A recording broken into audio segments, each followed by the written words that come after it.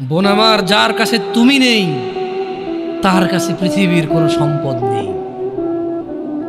বোন আমার, 12 বছর 15 বছর বয়সে তুমি কেন বিবাহের পূর্বে আরেকজনকে তোমার শরীর ধরতে দাও?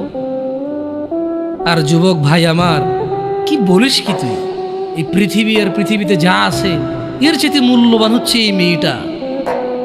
তো এরকম মূল্যবান একটা জিনিস ওর ধরে ছুঁয়ে তুই ওকে ওর মূল্য কমিয়ে দিবি? এত বড় জুলুম ওর প্রতি তোর! তুই আল্লাহকে ভয় করিস না তাই বলে এতটা এতটা কি বলিস তুই? তুই কি কারো গাড়ির গ্লাস ভাঙছিস জীবনে? না। কেন? ওর লস হবে। তুই কি কোনোদিন কোনো মানুষকে ঘুষি দিছিস? না। কারণ তাহলে ও বেচারা কষ্ট পাবে।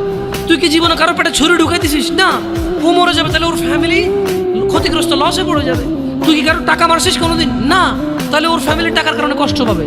তাহলে তুই এত ছোট ছোট বিষয়গুলো খেয়াল রাখিস যে আরেকজনের লস হবে?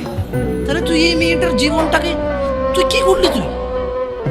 তুই পুরো পৃথিবী আর পৃথিবীতে যা আছে সবকিছু বিক্রি করলে যে সম্পদ হবে, সবকিছু অর্জন করলে যে অর্জন হবে, এর চাইতে মূল্যবান তুই ওকে সতীত্ব থেকে বের করে নিয়ে আসলি।